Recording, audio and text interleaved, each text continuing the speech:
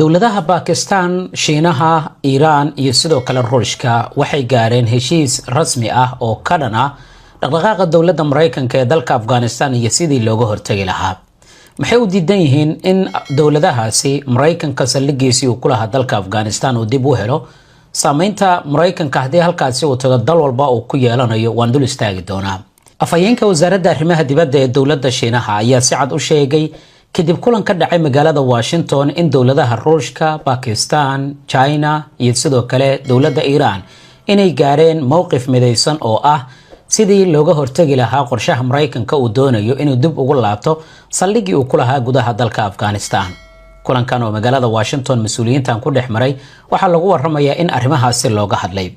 maalintii shalay sidaani oo kale kulan rasmi ah wasiirada arrimaha dibadda ee Shiinaha, Ruushka, Iran iyo Pakistan ay ku yeesheen iyagoo isla arrimaha Afghanistan ka wada hadlayay.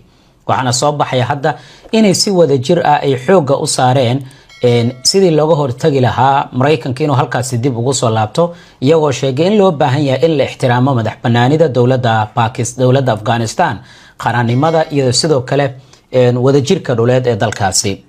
isla markaana waxay muujiyeen diidmo rasmi ah oo mugdi uusan ku jirin oo ah in Afghanistan haddii saldhigaasi laga dhiso ama dib ugu soo laabto Mareykanka saameyn weyn iyaga ku yeelanayso.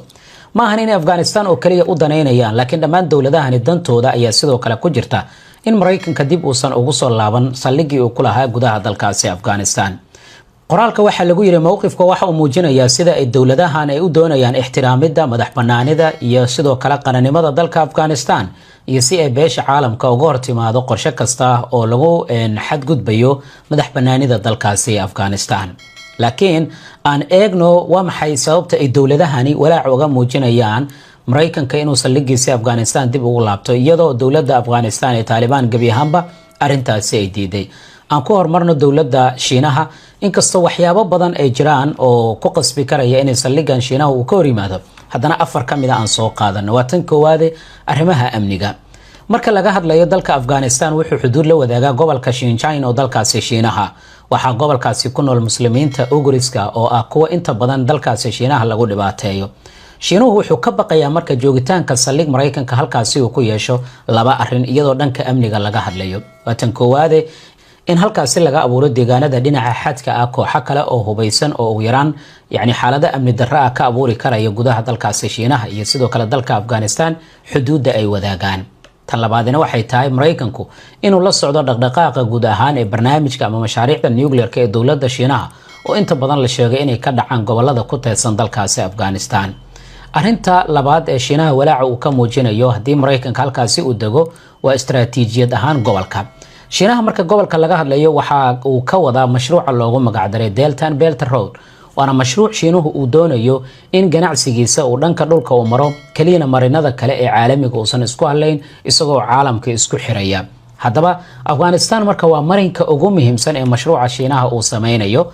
haddii marka Mareykanka halkaasi uu tago waxaa laga baqayaa mustaqbalka in godoomintii Shiinaha lagu hayay qayb ay ka noqoto, sidoo kalena halis la geliyo mashaariicda Shiinaha uu halkaasi uu ka wado oo aad u tiro badan, iyadoo halkaasi laga kordhin karayo la socodka Shiinaha iyo sidoo kale cadaadis in la saaro mashaariicdiisa dhanka gobolka.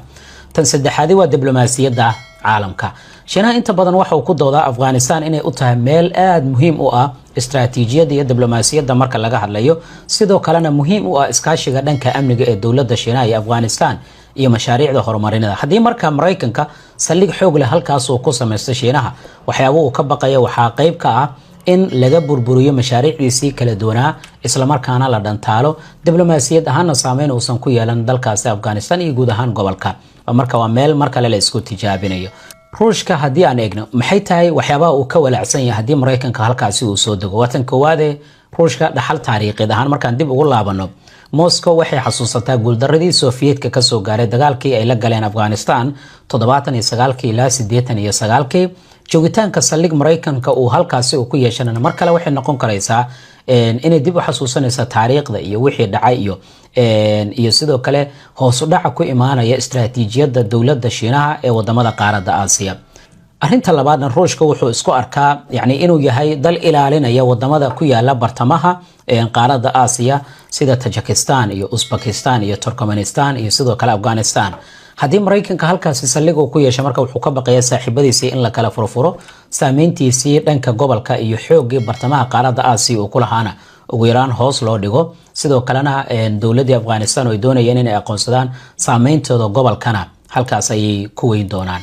xiriirka gaashaanbuurta naatana waa qodobka ugu dambeeya ee Ruushka uu ka baqanayo, maxaa yeelay wuxuu aaminsan yahay saldhig Maraykanka uu dalkaasi Afghanistan ku yeesho in uu noqon karayo meel ay dalalka gaashaanbuurta naato oo idil ay yimaadaan kadibna cadaadis laga saari karayo xuduudihiisa dhanka koonfureed, taas oo uu dambeyn keeni doonto khatar aad u weyn marka uu ka yimaado dagaalka hadda uu ka wado gudaha dalka Ukraine.